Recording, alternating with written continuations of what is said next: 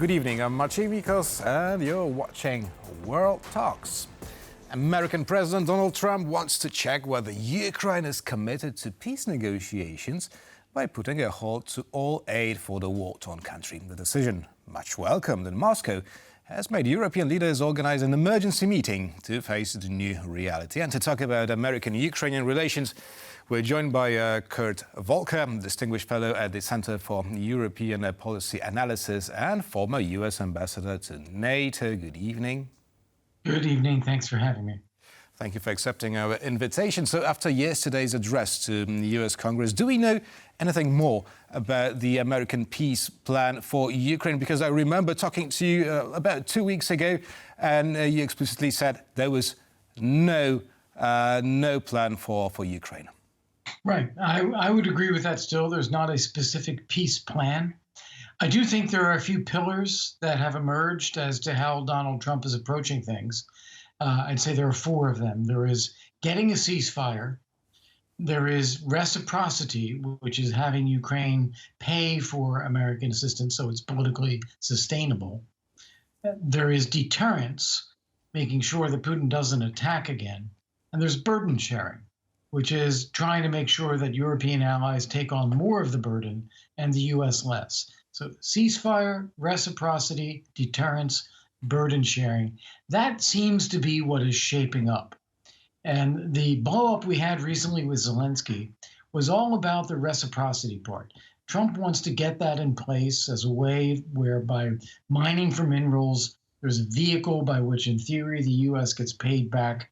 And that got disrupted, but it seems to be back on track now after Zelenskyy's tweets yesterday and the president's speech to Congress yesterday.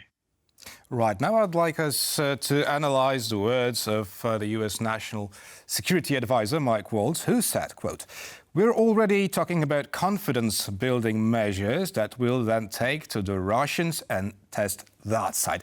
Now, is there mistrust between Kiev and Washington? There definitely is. And in fact, you saw this in the meeting that took place on Friday last week. Washington had wanted President Zelenskyy to sign this minerals deal and no need for a visit, or if he wanted to come for a visit, sign the agreement first, then come and have a positive visit. Zelenskyy didn't want to do that. He said he insisted on signing in Washington. But then when he gets there, then they have this very disrupted meeting and everything goes off the rails, which is exactly what Washington was afraid of.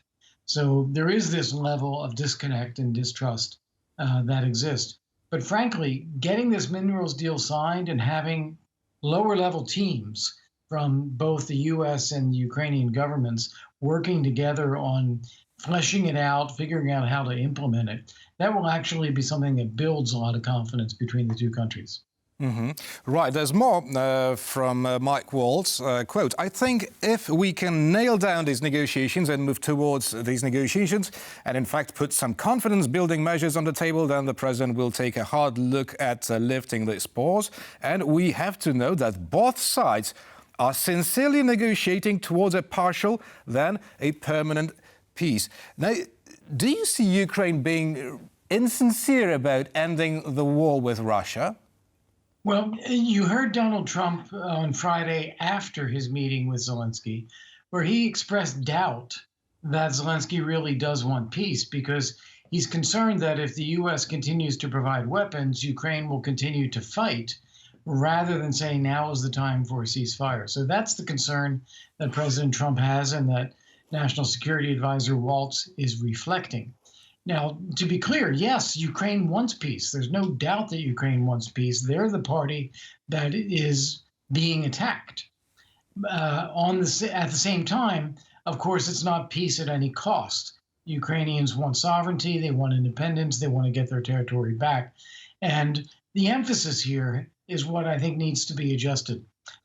So far, President Zelenskyy has fallen into the trap of trying to negotiate with Washington, which makes it look like Ukraine is skeptical about peace, but Russia wants peace. That is false. And so he needs to do a better job of adopting the line, we Ukrainians want peace no more than anyone else, just as he said in his tweet on Tuesday. That is Ukraine's position. And if Russia keeps attacking, then you understand who really doesn't want peace. Just as quoted by Donald Trump during his address to US Congress. Well, so far, there's no military aid for Ukraine at the moment, including no shared intelligence. Now, how is crippling Ukraine's defense helping the US position in negotiations with Vladimir Putin? I think it is President Trump who implemented these restrictions after the Friday meeting in the Oval Office, where he did not feel certain that President Zelenskyy was really prepared to negotiate a peace. After the tweet on Tuesday, President Trump said in his State of the Union address that night, he got the message, he appreciates it. That sets up the stage to remove these restrictions. But I think President Trump is going to hang on to them just a little bit longer to make sure that President Zelenskyy knows that he depends on these things from the United States. He can't take them lightly. That's what President Trump is trying to do. And I think also President Zelenskyy will want to get into deeper discussions with the U.S. The first stage is this minerals agreement, but then I think he also will want to come back to discussing what's the future of security for Ukraine and how does that work with European allies, with the European force, deterrence, U.S. over-the-horizon presence. I think that's a topic yet to come up. But these are all things that can be discussed in the future once we get past the first steps. So Volodymyr Zelenskyy is to show some signs of a goodwill, but what would be considered in Washington a sign of a goodwill by Russia? Because so far Moscow has shown no attempt to stop targeting Ukrainian cities. So is just Donald Trump negotiating now with Ukrainians only to enter then negotiations with Russia?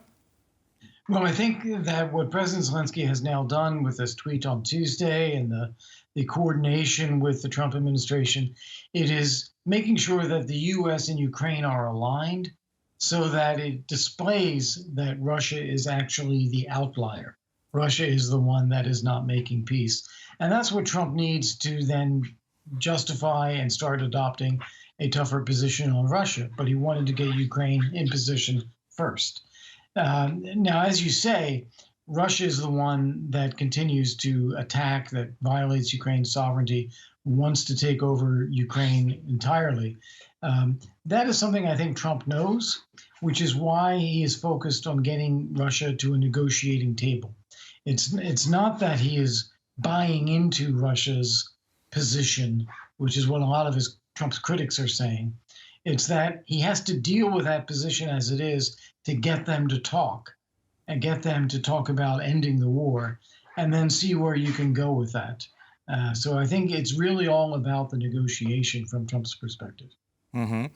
Now, Volodymyr Zelenskyy hopes to resume EU accession talks tomorrow, actually. And do you think that such a move would be welcomed by the US administration, which, well, as we see, clearly seeks to normalize its relations with Moscow? Definitely it would be welcomed by the U.S. administration. One of the main pillars of Trump's approach is that we need to shift more of the burden for Ukraine's future to Europe itself. The U.S. has been doing too much, Europe not enough.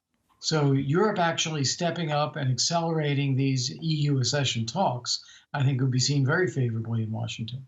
Volodymyr Zelenskyy's words that peace in Ukraine is very far away. That was right after the Oval Office meeting. Well, they clearly angered Donald Trump. So, well, if it's not very far away, how close is it?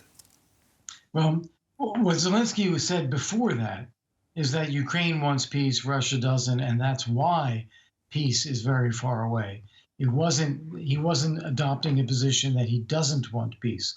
This was misreported and misunderstood in Western media for at least 24 hours. I think that has now also been clarified, but it's very important to understand that this was not a message against peace from Zelenskyy. It was a skepticism about Russia's intent. Very much so. Now, what will be the status of Ukraine in American eyes after a peace deal is reached? Now, would Ukraine be still one of the US allies worth protecting in Europe, or just a remote European country that the EU probably should take care of? Well, you have to start from the assumption that the Trump administration wants existing European allies to take care of their own security more than they do. So they're not looking at Ukraine as a country that would be exempt from that. They're looking at Ukraine as a country that would be principally responsible for its own security and that European allies should be helping with as a primary responsibility. So this is, as I said, this is all about rebalancing the burden sharing within the alliance. And that is something I think the Trump administration is very much committed to. Now, I also think there are opportunities to do that.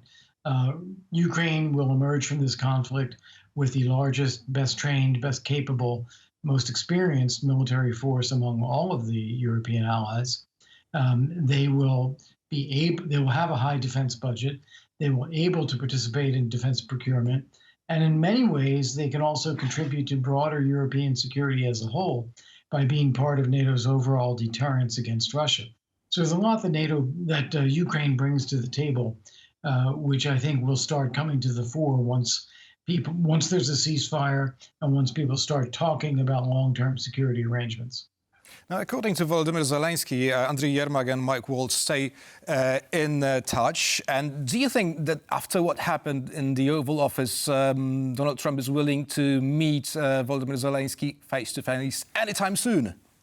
I do think so. He's met him many times before. I think he's willing to do it again. But I think this time the White House is going to say you have to actually agree on all the terms up front.